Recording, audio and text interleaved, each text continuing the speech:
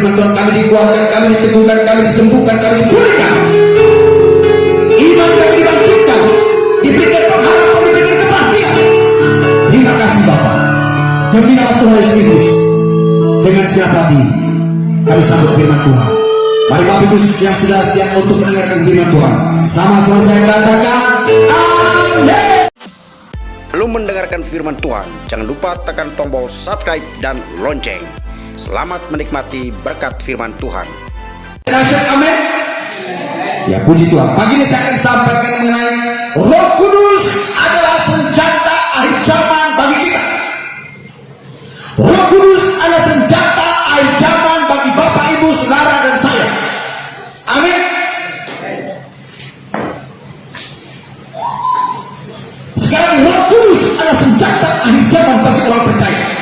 Sekarang kita tidak bisa mampu menghadapi tekanan situasi tantangan di akhir zaman kalau kita hidup tanpa Roh Kudus. Tapi ketika kita hidup di bawah pimpinan kuasa Roh Kudus, kita hidup di bawah kendali kuasa Roh Kudus, maka kita akan dimampukan untuk melewati setiap tekanan, setiap ancaman di akhir zaman. Katakan amin. Maka saya beri tema Roh Kudus senjata akhir zaman bagi kita. Haleluya. Yesus tahu bahwa ketika setelah dia diangkat ke surga, murid-murid pasti tidak akan bertahan hidup. Bahkan Injil yang diberikan oleh Kristus tidak akan sampai ke seluruh dunia. Murid-murid pasti dalam kondisi ketakutan karena mereka menghadapi himpitan tekanan. Makanya satu-satunya bagaimana supaya murid-murid bisa menghadapi situasi tekanan ancaman pada masa itu, mereka harus diperlengkapi dengan kuasa Roh Kudus. Makanya waktu Yesus berbicara kepada murid-muridnya, Yesus berpesan kepada mereka sangat penting, jangan dulu kemana-mana, tapi tinggallah kamu di Yerusalem sampai aku mencurahkan Roh ke atas kamu. Sampai kamu harus diperlengkapi dulu, sampai kamu harus diberikan kuasa Roh Kudus. Dan kita melihat ketika murid-murid dan orang-orang percaya mula-mula pada masa itu, ketika mereka diperlengkapi dengan kuasa Roh Kudus, mereka berani mampu menghadapi setiap situasi tekanan, ancaman, goncangan yang terjadi pada masa itu. Namun mereka berani mampu menghadapi karena ada kuasa Roh Kudus yang menopang mereka, sehingga pada akhirnya sampai Injil diberitakan ke seluruh dunia, termasuk sampai kepada Bapak Ibu kita semua di tempat ini. Katakan amin. Haleluya. Bapak Ibu, saya berharap Bapak berwaktu mendengarkan firman Tuhan ini, buka hatimu dan berkata, Tuhan, aku juga mau diperlengkapi dengan Roh. Aku mau supaya aku juga diperlengkapi dengan kuasa Roh Kudus. Aku mau supaya aku juga diperlengkapi dengan kuasa Roh. Saya yakin Tuhan pasti perlengkapi Bapak Ibu. Haleluya. Kita melihat secara dikasih oleh Tuhan, Roh Kudus senjata akhir zaman. Di dalam Kisah Para Rasul pasal pertama ayat yang ke-8. Kisah Para Rasul pasal pertama ayat yang ke-8. Kita baca bersama-sama. 1, 2, 3. Tetapi kamu akan menerima kuasa kalau Roh Kudus turun ke atas kamu, dan kamu akan menjadi saksiku di Yerusalem dan Yudea dan Samaria dan sampai ke ujung bumi. Perhati baik, mereka akan menjadi saksi di Yerusalem, mereka akan menjadi saksi di Yudea, mereka akan menjadi saksi di Samaria, bahkan sampai ke ujung bumi. Tapi satu syarat adalah jangan dulu kemana-mana sampai kamu harus diperlengkapi dulu dengan kuasa Roh Kudus. Makanya berkata kamu akan menerima kuasa kalau Roh Kudus turun ke atas kamu. Murid-murid memiliki kuasa yang begitu luar biasa, sehingga mereka bisa dengan berani menerobos tantangan demi tantangan. Mereka bisa dengan berani menerobos setiap tekanan demi tekanan. Mereka dengan begitu berani menghadapi setiap ancaman demi ancaman, cobaan demi cobaan, karena ada kuasa Roh Kudus yang menyertai hidup mereka. Karena mereka telah diperlengkapi dengan kuasa Roh Kudus, sehingga berakhirlah mereka menjadi saksi di Yerusalem, Yudea, Samaria, dan sampai pada ujung bumi, sampai di kabupaten Berau, sampai di kampung halaman kita. Karena ada kuasa Roh Kudus yang bekerja Bapak Ibu. Haleluya. Haleluya. Kita perlu menghormati Roh Kudus dalam hidup kita. Kita bisa dikasih oleh Tuhan. Roh Kudus. Roh Kudus dalam bahasa Ibrani adalah ruach. Dalam bahasa Ibrani ruach. Dan kata Yunani-nya pneuma.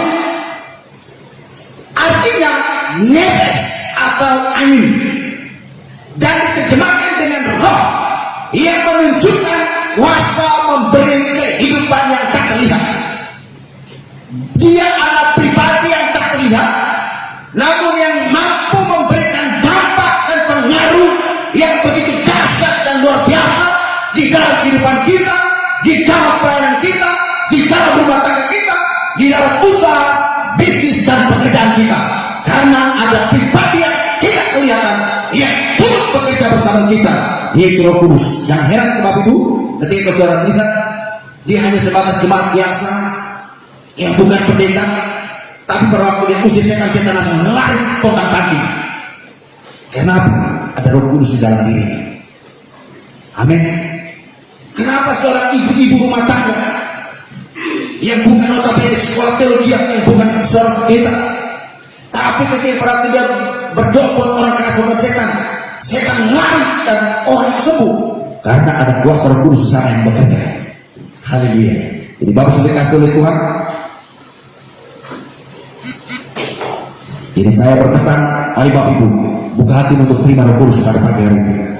Haleluya. Nah, kita lihat sudah dikasih oleh Tuhan di dalam Kejadian pasal yang kedua, Kejadian pasal yang kedua ayat 7 tadi. Saya baca di Kejadian pasal 2 ayat 7. Kejadian pasal 2 ayat 7 dikatakan, ketika itulah Tuhan Allah membentuk manusia itu dari tubuh tanah dan mengembuskan nafas hidup ke dalam hidupnya. Demikianlah manusia itu menjadi makhluk yang hidup. Nah, ini yang disebut dengan nefes, bukan Roh Kudus. Karena Roh Kudus dia bukan hanya sekedar tenaga, dia bukan hanya sekedar nafas, dia bukan hanya sekedar kuasa, tapi dia juga adalah suatu pribadi. Dia adalah pribadi yang juga punya kuasa, yang juga punya pikiran, punya perasaan. Dia bisa disukakan, dia bisa didukakan. Kita melihat Roh Kudus adalah suatu pribadi, person, sama seperti Bapa dan Anak. Karena kata Bapa dan Anak adalah istilah manusiawi, maka relatif lebih mudah bagi kita untuk membayangkan Allah Bapa sebagai suatu pribadi. Demikian juga Sang Anak sebagai pribadi itu tersendiri. Namun apabila orang berbicara mengenai Roh Kudus, tidak semudah membayangkannya sebagai suatu pribadi. Lalu pertanyaannya, siapakah Roh Kudus? Jadi pertanyaannya bukan apakah Roh Kudus, melainkan siapakah Roh Kudus. Karena kata siapakah Roh Kudus ini berbicara tentang pribadi. Perhatikan baik. Pertanyaan saya bukan apakah Roh Kudus itu, melainkan siapakah Roh Kudus. Who is Holy Spirit? Siapakah Roh Kudus? Supaya kita bisa mengerti, memahami.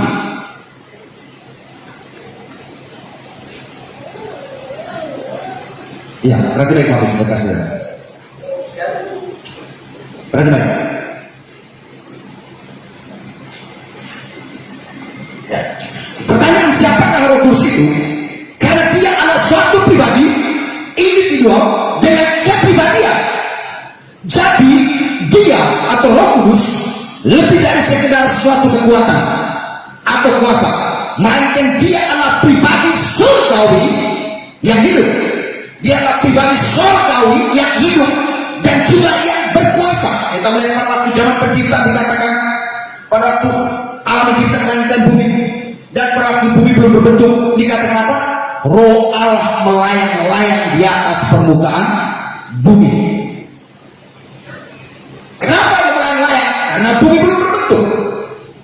Lalu kita melihat ketika pada waktu Yesus dibaptis, yang dibaptis adalah bukan pribadi Yesus sebagai Allah, tapi pribadi sebagai manusia. Pada waktu Yesus dibaptis, ada tiga pribadi yang hadir di situ, tiga oknum yang hadir di situ. Bapa, Putra, dan Roh Kudus. Di situ dikatakan seekor burung merpati turun ke atas Yesus. Lalu dari surga ada suara terdengar, inilah anak yang kukasih dan kepadanya lah aku berkenan. Tiga pribadi hadir pada masa itu. Jadi Roh Kudus adalah pribadi. Dia bukannya sekedar nefas, dia bukannya sekedar suatu tenaga aktif, dia bukannya sekedar kuasa, tapi dia juga pribadi. Nanti sebentar saya akan jelaskan kalau dia pribadi, dia juga punya perasaan, punya kehendak. Bisa kita sukakan dan bisa kita dukakan. Kalau saat ini saya membuat Ibu Mary bersedih karena dia punya perasaan. Dia punya perasaan dan dia adalah satu pribadi. Sebentar tiba-tiba saya buat dia menjadi suka saja ketawa terbakar. Kenapa? Dia adalah pribadi. Kenapa? Karena dia punya perasaan. Mengapa? Karena dia adalah seorang suatu pribadi. Tapi coba kalau suara detik-detik tidak ketawa, oh jangan patung ini. Digetik-getik kok nggak ketawa. Tapi dia sedih ketawa, dia bersuka dia bersedih karena memang dia adalah pribadi. Haleluya. Kita melihat bukti-bukti Roh Kudus adalah suatu pribadi. Yaitu bukti pertama, Roh Kudus memiliki perasaan sama seperti saudara memiliki perasaan. Roh Kudus memiliki perasaan sama seperti kita memiliki perasaan. Dia bisa disukakan dan juga bisa didukakan oleh manusia. Kalau kita melihat dalam Efesus pasal 4 ayat yang ke-30. Efesus pasal 4 ayat yang ke-30. Itu dengan jelas dikatakan, dan janganlah kamu mendukakan Roh Kudus Allah yang telah menyertakan kamu menjelang hari penyelamatan. Kenapa didukakan? Karena punya perasaan, dia merasa bersedih, dia merasa didukakan. Waktu saudara jatuh dalam dosa, saudara buat satu kesalahan, Roh Kudus berduka. Waktu Roh Kudus berbicara kepada saudara untuk lakukan satu saudara nolak untuk mendengarkan suara Kudus, saudara tidak mendengar suaranya, dia berduka.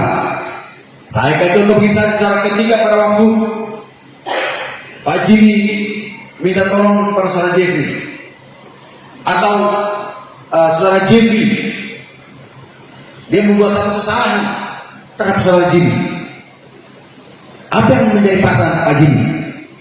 Kecewa. Kenapa dia kecewa? Karena dia punya perasaan. Kok dia punya perasaan? Dia satu pribadi.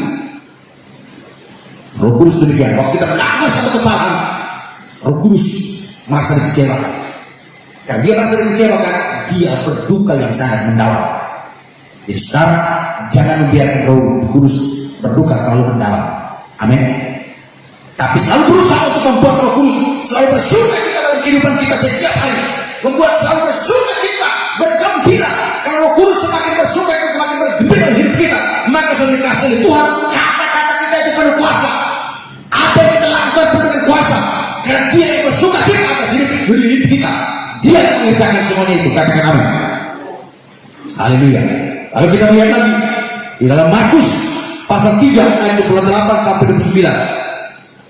Markus, dalam Injil Markus pasal 3 ayat 28 sampai dengan ayat yang ke-29.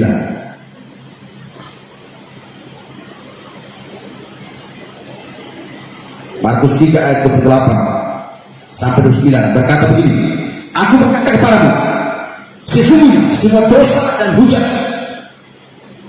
anak-anak manusia akan diampuni. Ya, semua hujat yang mereka ucapkan. Tetapi apabila seorang menghujat Roh Kudus, ia tidak dapat ampun selama-lamanya, melainkan bersalah karena berbuat dosa kekal. Amin. Ini jelas. Jadi Yesus berkata bahwa sesungguhnya semua dosa dan hujat anak-anak manusia akan diampuni. Ya, semua hujat yang mereka ucapkan.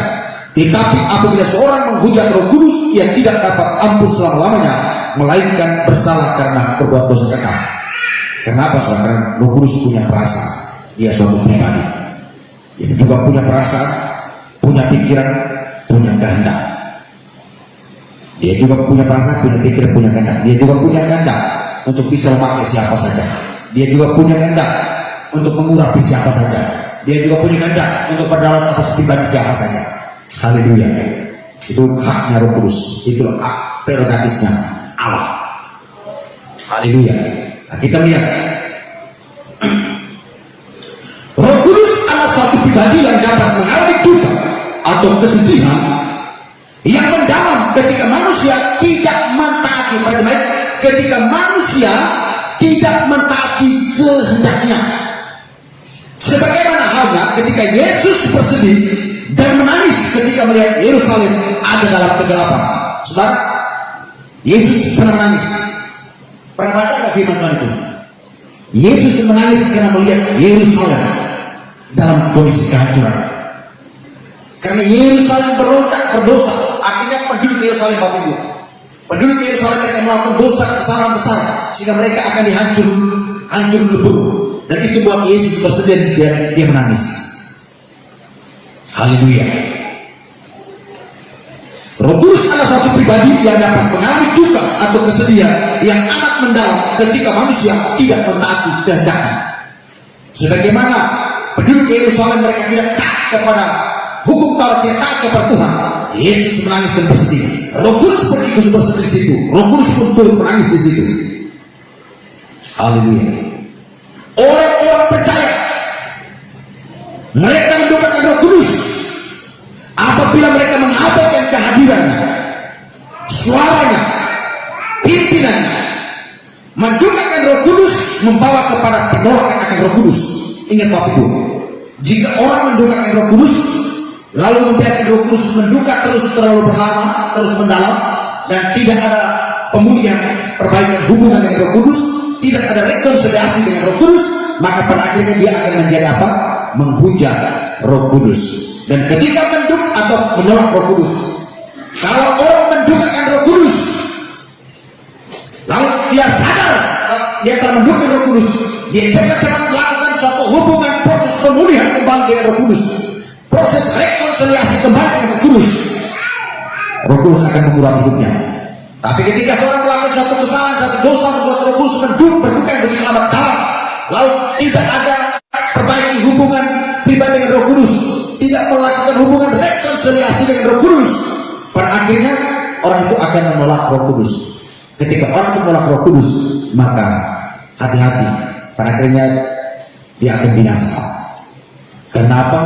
Karena kita hidup itu karena Roh Kudus. Amin, Bapak Ibu. Bapak Ibu bisa percaya kepada Yesus berbagai itu karena pekerjaan Roh Kudus.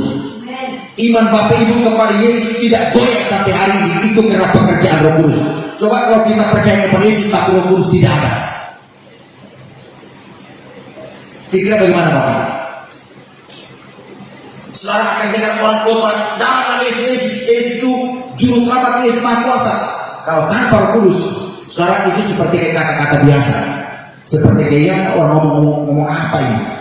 Tapi waktu orang ngomong Roh Kudus, orang ngomong tentang Yesus, saudara begitu yakin, iman begitu hidup, langsung begitu percaya, iman begitu radikal. Itu karena ada Roh Kudus yang bekerja di situ, menguatkan, meneguhkan, mengokohkan iman kita di dalam Kristus.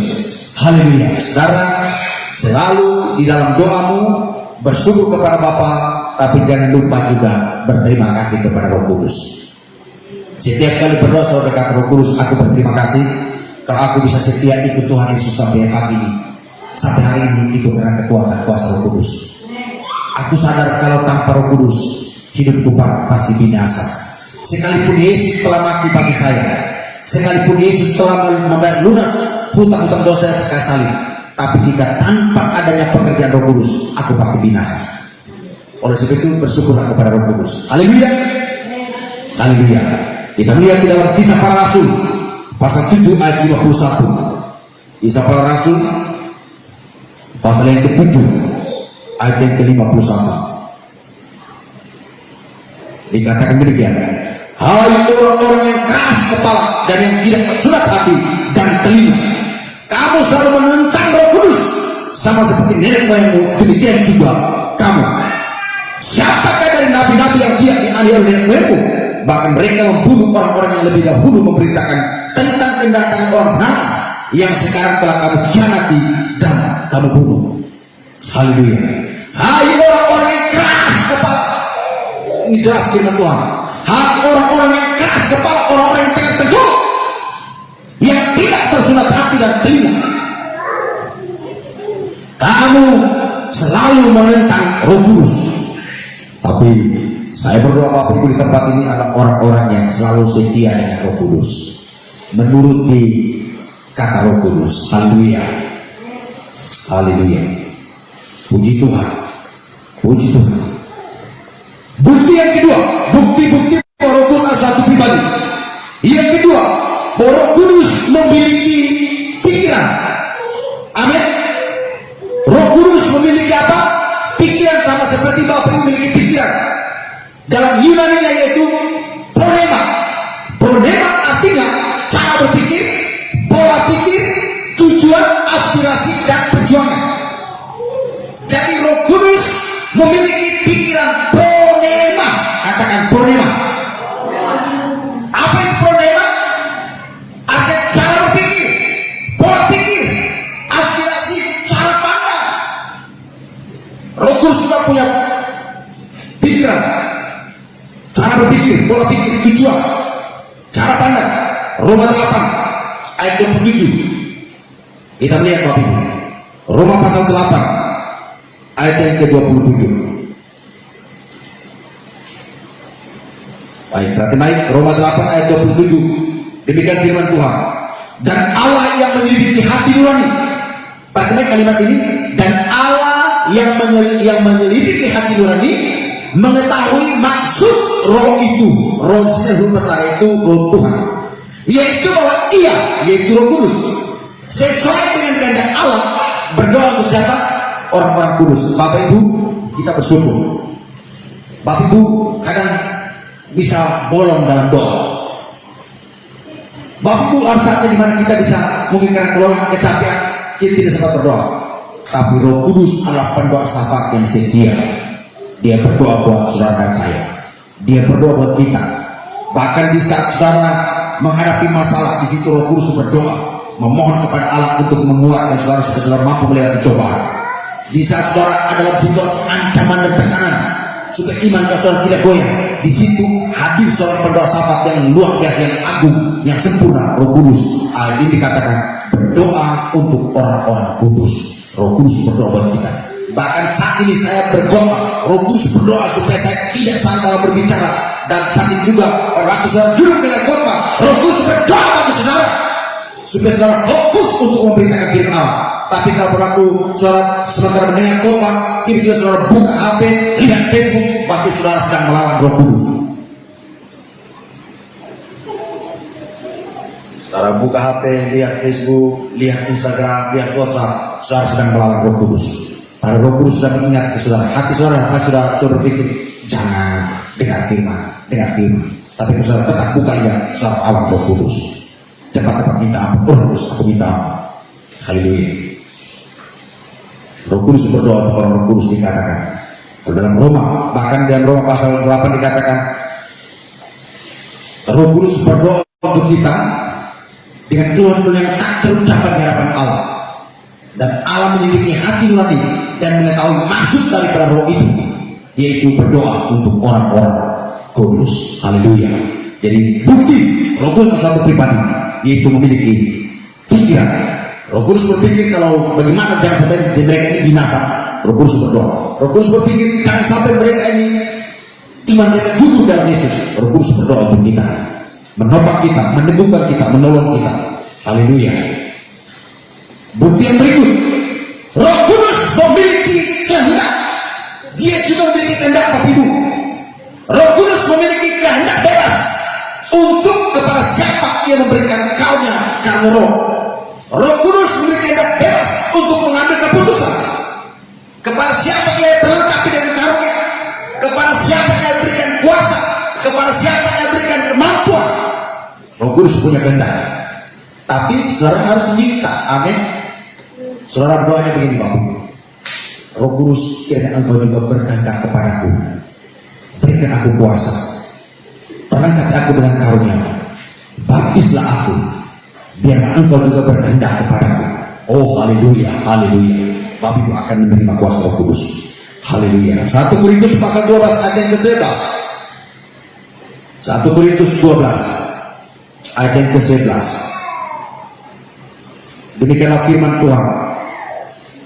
Tetapi semuanya ini dikerjakan oleh Roh yang satu dan yang sama. Roh sini Roh besar itu Roh Kudus.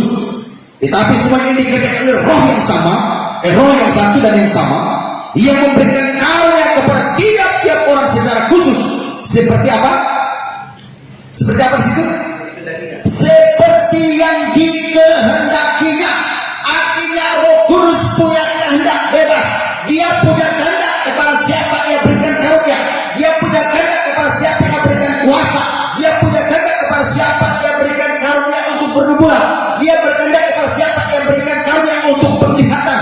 Dia punya kehendak bebas kepada siapa ia berikan karunia untuk berkata dalam bahasa roh. Dia punya kehendak kepada siapa ia memberikan karunia untuk mengusir setan dengan karunia pelayanan pelepasan, karunia kesembuhan ilahi. Dia punya kehendak bebas. Haleluya. Haleluya. Tuhan kita kasih. Amin.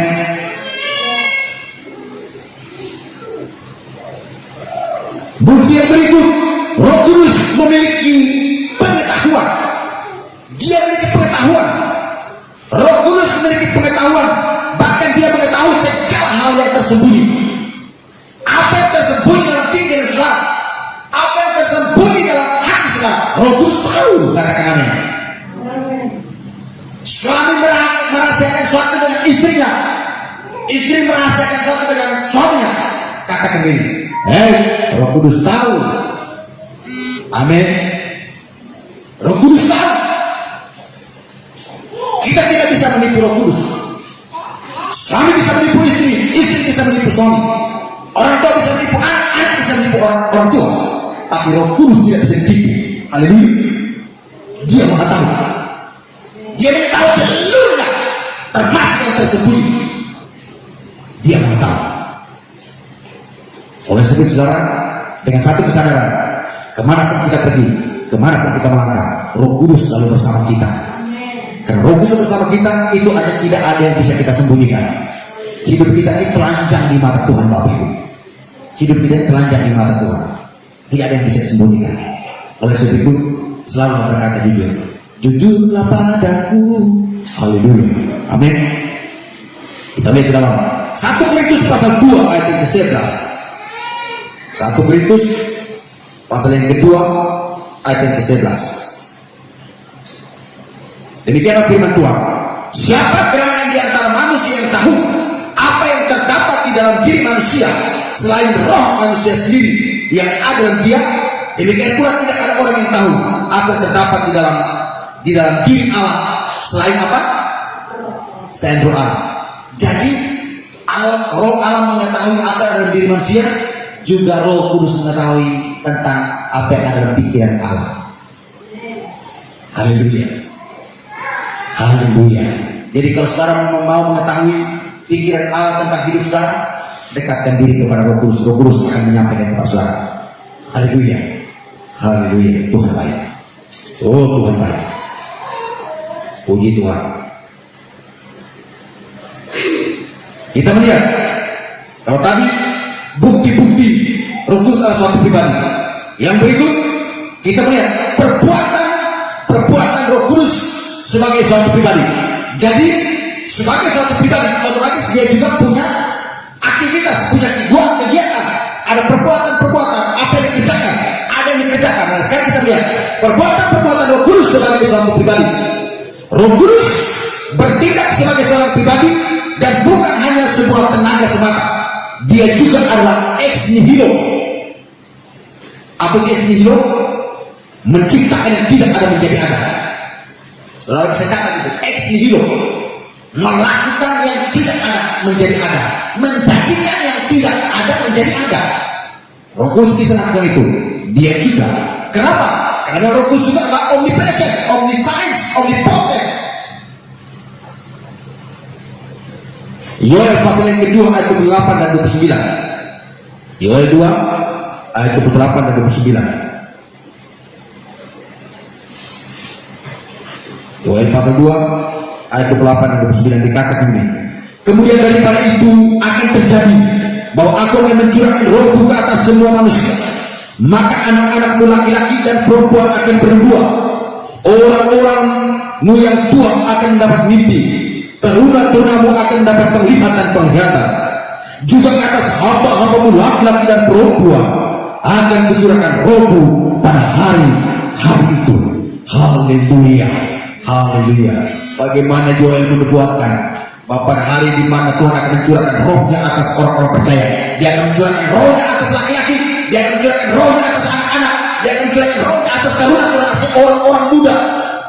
Mereka akan mendapatkan mimpi-mimpi, mereka akan mendapatkan penglihatan-penglihatan, mereka akan memiliki pengetahuan-pengetahuan, mereka akan bernubuat, mereka akan berkata-kata dalam bahasa yang baru, mereka akan bernubuat, mereka akan menafsirkan bahasa roh.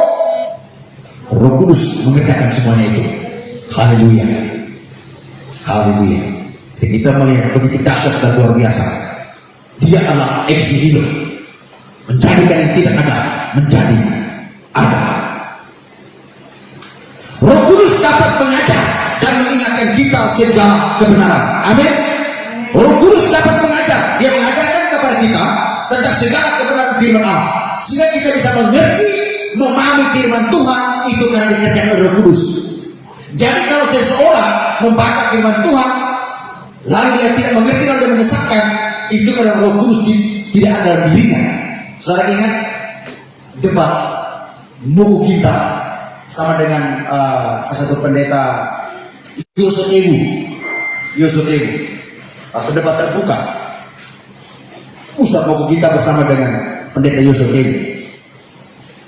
Waktu Mugu Kinta ngomong firman Tuhan begini, Pak pendeta Yosef Ewu dalam pimpinan kuasa Roh Kudus, dia menjelaskan firman begitu luar biasa, bisa dimengerti oleh orang yang tidak sekolah teologi pun bisa mengerti. Lalu mau kita bongkar ayat ini, Yosef Ewu langsung berkata ini, Bapak tidak akan pernah mengerti firman kalau Bapak hidup tanpa Roh Kudus. Karena yang bisa menjelaskan firman Tuhan, yang bisa membuat kita mengerti firman Tuhan, yang bisa mengartikan firman Tuhan kepada kita, itu hanya Roh Kudus.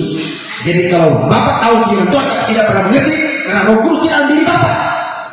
Karena Roh Kudus hanya diberikan bagi mereka yang percaya kepada Yesus dan lahir baru. Jadi kalau orang ngomong firman Tuhan tapi kalau tidak percaya Yesus, tidak lahir baru, dia akan jadi sesat. Kenapa? Karena dia tidak akan mengerti firman itu. Karena firman itu hanya dapat dimengerti oleh kuasa Roh Kudus, diberikan kepada mereka yang percaya kepada Kristus dan lahir baru. Mereka juga akan mengerti, memahami firman Tuhan yang benar. Kalau Bapak Ibu pagi ini bisa mengerti memahami firman Tuhan, dikatakan Roh Kudus. Katakan amin. Haleluya. Makanya jangan heran Bapak Ibu. Saya mau tanya, siapa pada pagi hari di tempat ini yang tidak tahu doa Bapa kami? Angkat tangan. Itu artinya semuanya tahu. Sorry, bukan tahu, hafal. Siapa yang hafal doa Bapa kami? Itu semuanya hafal. Tapi Bapak Ibu mengerti enggak arti daripada doa Bapa kami itu sendiri? Yang bisa membuat kita mengerti doa Bapa kami itu ada makna yang sangat dalam. Kalau itu dikerjakan Roh Kudus, amin. Makanya jangan heran di luar sana banyak orang hafal doa Bapa kami. Mau makan doa Bapa kami, mau tidur doa Bapa kami, keluar rumah doa Bapa kami, mau naik pohon doa Bapa kami, naik bis doa Bapa kami, mau ini itu doa Bapa kami. Tidak pernah, tapi tidak ngerti apa artinya si doa ini. Karena memang mereka tidak lahir baru, mereka tidak diberikan ilmu oleh Roh Kudus. Haleluya. Bapak Ibu, kalau kita memahami doa Bapa kami, wow, itu maknanya sangat luar biasa. Nanti suatu saat saya akan katakan mengenai makna doa Bapa kami. Haleluya, haleluya, puji Tuhan. Kita melihat Yohanes pasal yang ke-16 ayat 12 dan ayat yang ke-14. Yohanes pasal yang ke-16 ayat 12 dan ayat yang ke-14. Yohanes pasal 16 ayat 12 berkata begini, masih banyak hal yang harus kukatakan kepadamu, tetapi sekarang kamu belum dapat menanggungnya. Ayat yang ke-14, ia akan memuliakan aku, sebab ia akan memberitakan kepadamu apa yang diterimanya daripadaku. Siapa di sini? Roh Kudus. Perhati baik. Saya baca aja dari ayat 12 sampai 14. Ayat 13. Tetapi apabila ia datang, yaitu siapa? Ia disebut siapa?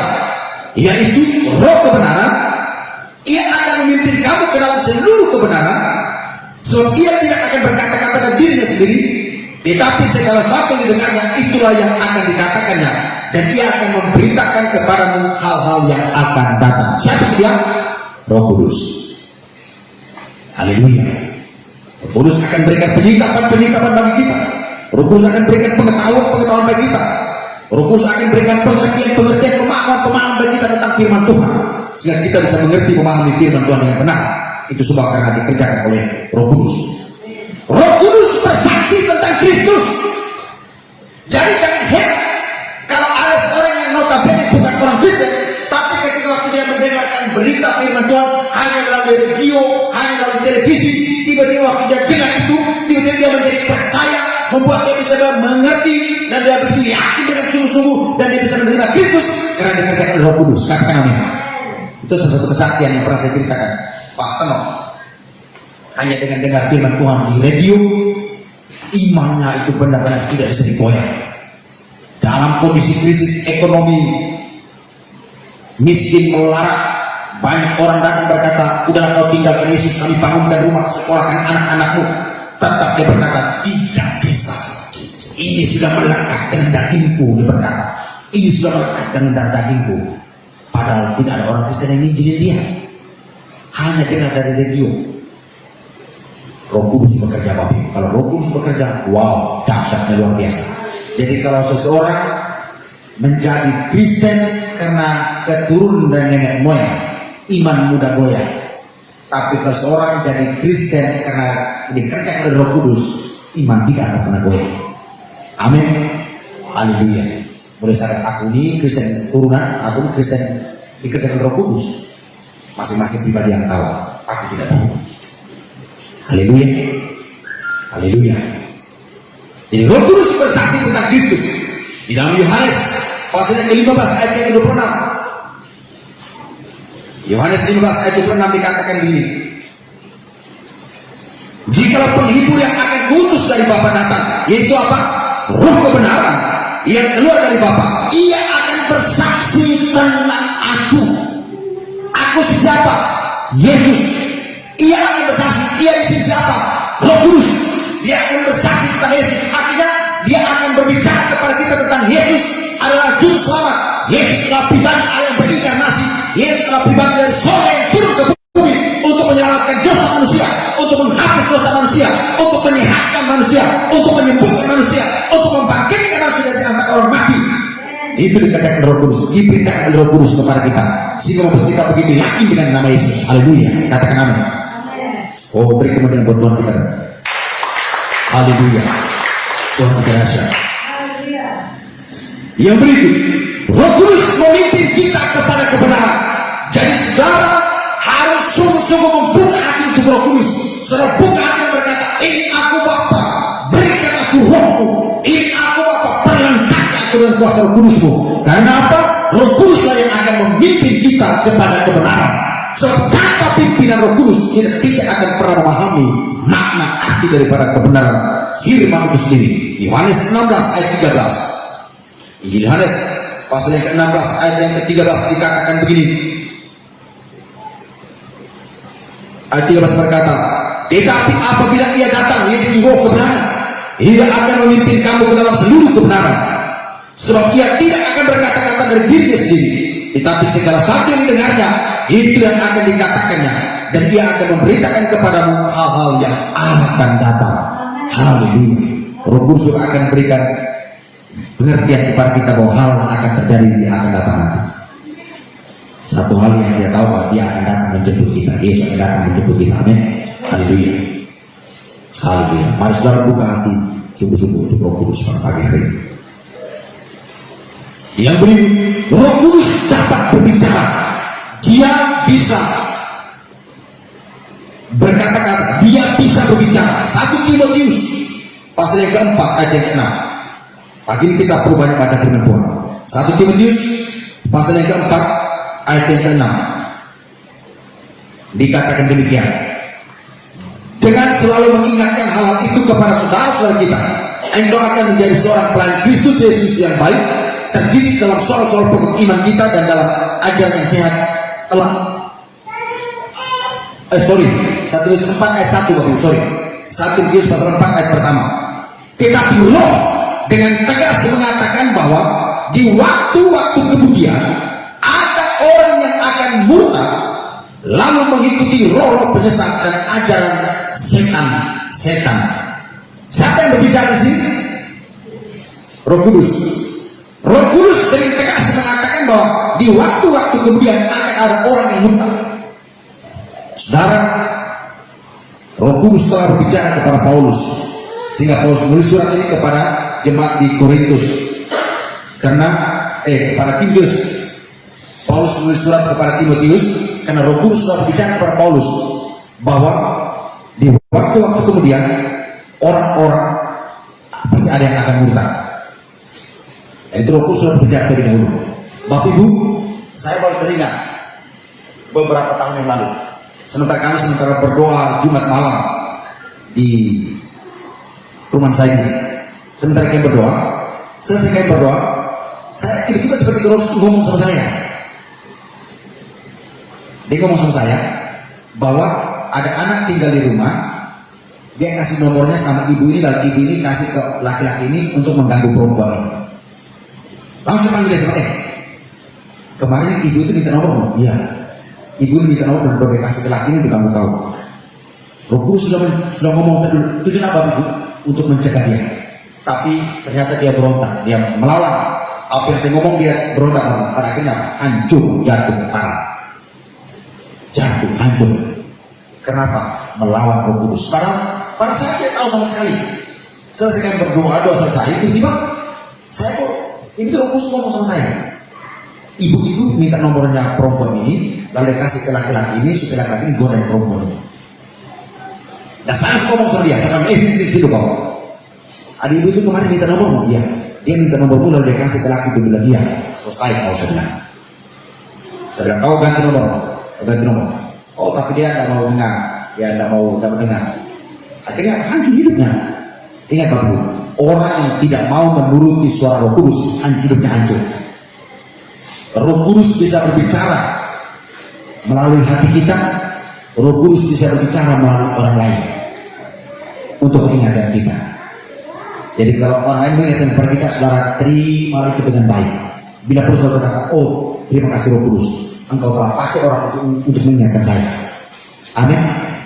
Tapi kalau orang ngomong baru berkata, engkau Tuhan saja. Oh selesai. Tinggal sejenak lagi hancur hidup itu. Ada orang ngomong saudara kata, terima kasih Roh Kudus, engkau telah pakai orang ini untuk mengingatkan saya. Oh hidupmu pasti akan jadi baik. Berkenan buat Tuhan kita. Haleluya. Itulah yang dikasih oleh Tuhan. Yang berikut, Roh Kudus mampu menyelidiki segala sesuatu yang tersembunyi. Roh Kudus mampu menyelidiki segala sesuatu yang tersembunyi, baik dalam diri Allah maupun dalam diri manusia. Apalagi dalam diri manusia, dalam diri Allah aja Roh Kudus bisa menyelidikinya. Kita lihat 1 Korintus pasal 2 ayat yang ke-10. 1 Korintus pasal yang kedua ayat yang ke-10.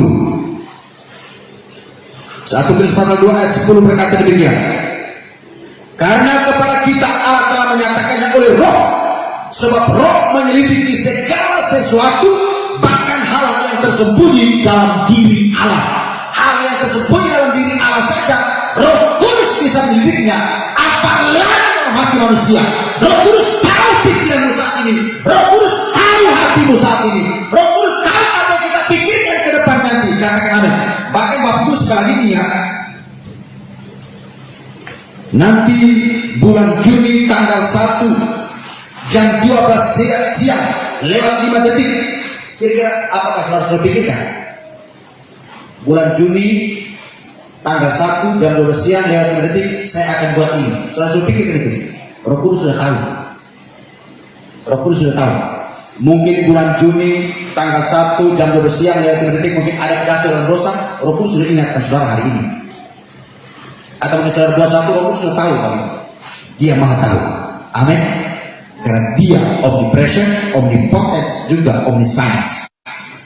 Haleluya. Roh Kudus luar biasa. Yang berikut, Roh Kudus memimpin hidup orang-orang saleh. Dan Roh Kudus juga berkuasa untuk memimpin hidup kita, untuk membawa hidup kita, melindungi kita, memimpin hidup kita supaya kita tidak jatuh dalam dosa, memimpin hidup kita supaya kita tidak terhapus ke dalam cobaan, supaya kita tidak jeblos ke dalam cobaan. Roh Kudus memimpin hidup kita. Roma pasal 8 ayat 14 dikatakan demikian. Kita Roma pasal yang ke-8 ayat yang ke-14 berkata demikian. Semua orang yang dipimpin oleh Roh Allah adalah anak-anak Allah. Saudara, jadi orang yang memberi hidupnya dipimpin oleh Roh Allah, maka dia adalah anak-anak Allah, maka dia adalah anak Tuhan. Tapi setiap orang yang hidupnya tidak mau dipimpin oleh Roh Allah, maka dia adalah anak-anak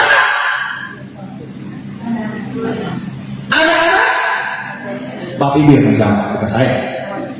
Sekali lagi, orang-orang yang memberi hidupnya dipimpin oleh Roh Allah, dia adalah anak-anak Allah.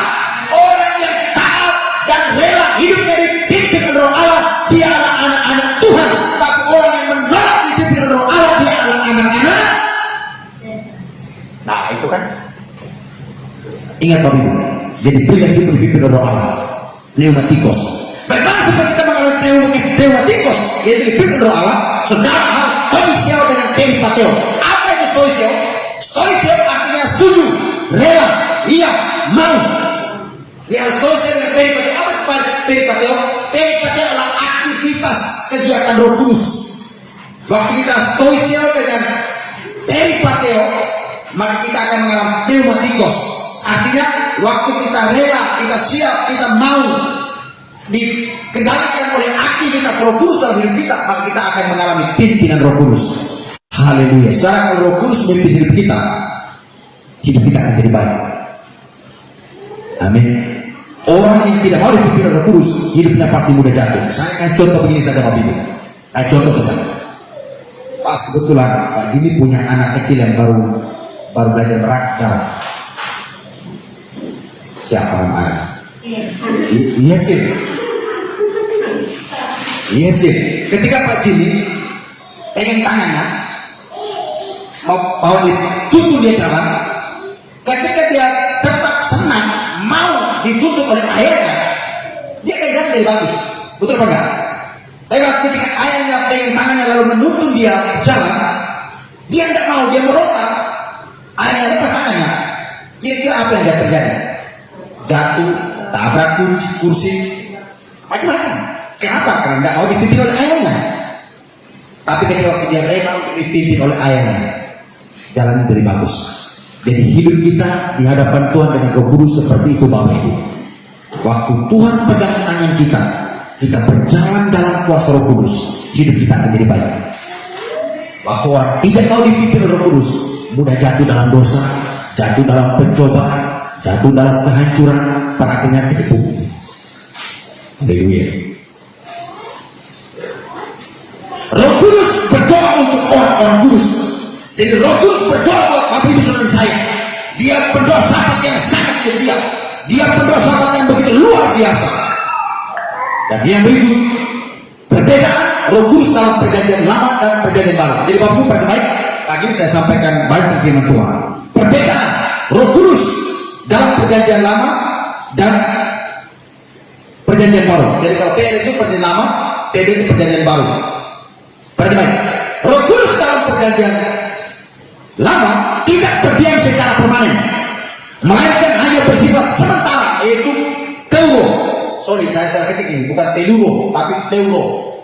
Teuro bukan teluro. Jadi Roh Kudus dalam perjanjian lama tidak berdiam secara permanen, melainkan hanya bersifat sementara, atau disebut dengan teuro, yaitu mengurapi, datang sewaktu-waktu ketika bangsa Israel dalam keadaan terjepit. Itu dalam perjanjian lama. Roh Kudus dalam perjanjian baru berdiam secara permanen. Untuk apa? untuk menumbuhkan buah-buah roh di dalam kehidupan kita. Dan Teuro untuk mengadakan mujizat. Jadi Roh Kudus dalam perjanjian baru dia Peko dan Teuro. Peko itu berdiam secara permanen, dan Teuro itu apa? Mengurapi untuk kita bisa mengadakan mujizat. Katakan amin. Haleluya.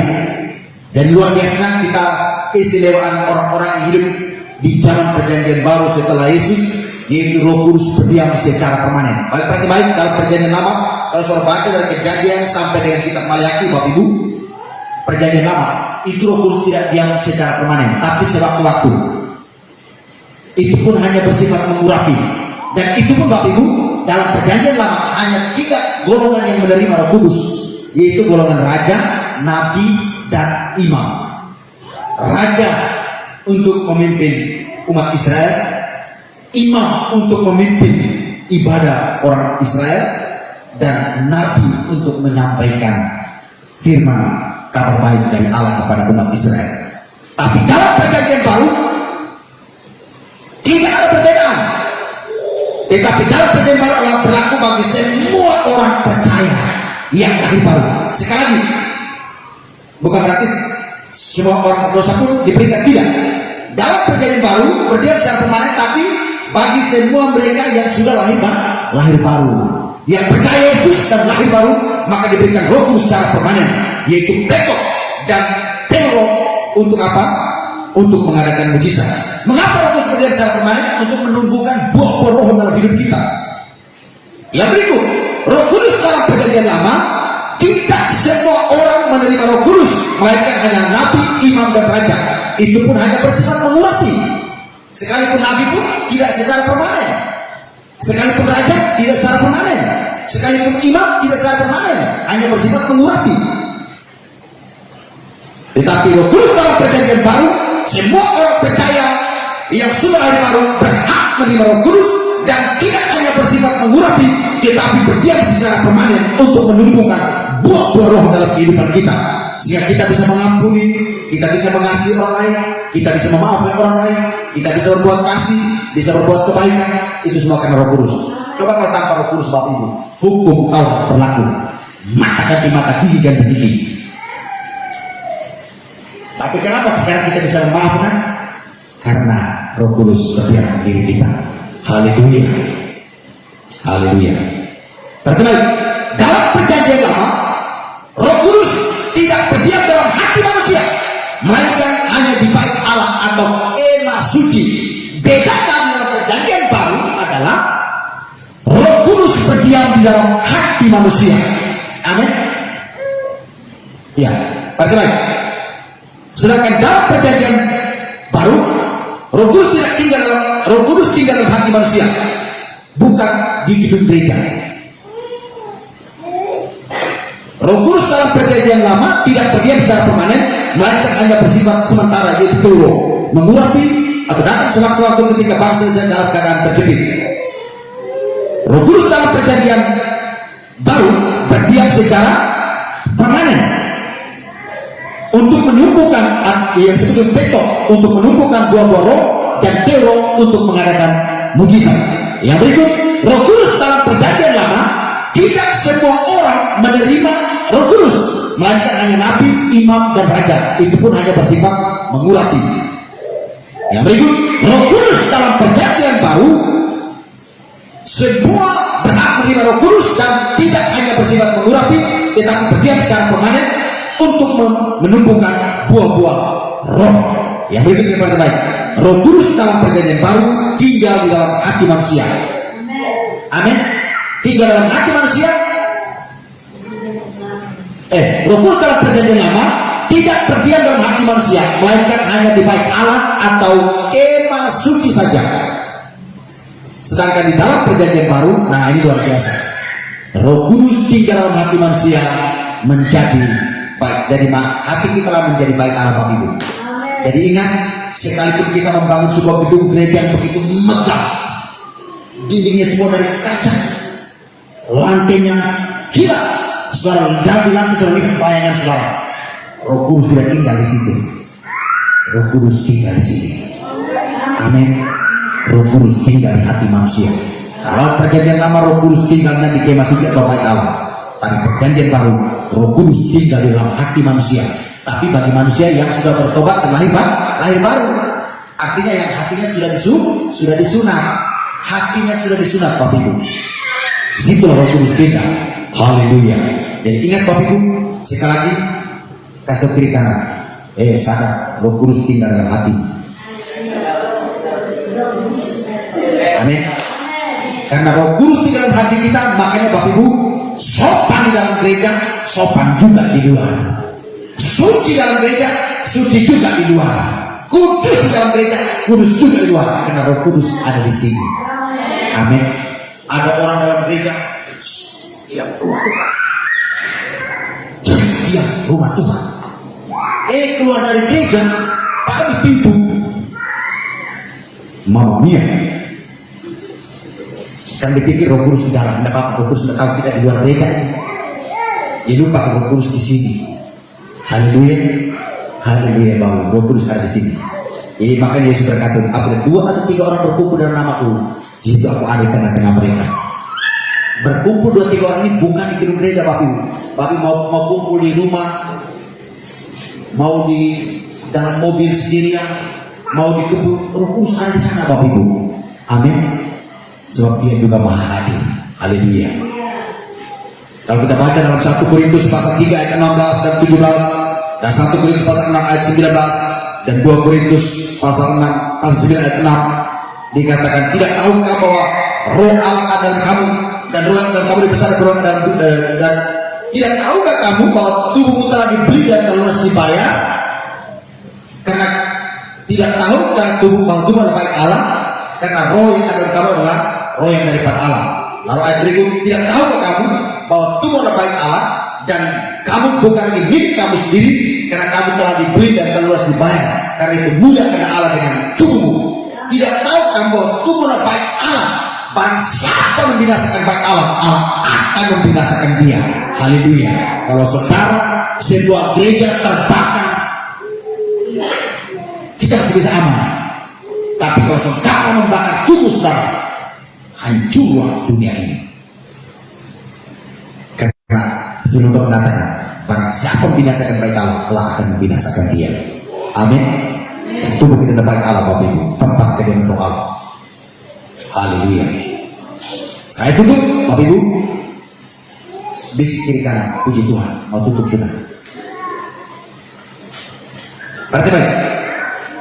Supaya saudara mengalami pneumatikos atau dipimpin oleh Roh Kudus, maka saudara harus stoisio dengan peripateo. Stoisio plus peripateo sama dengan pneumatikos.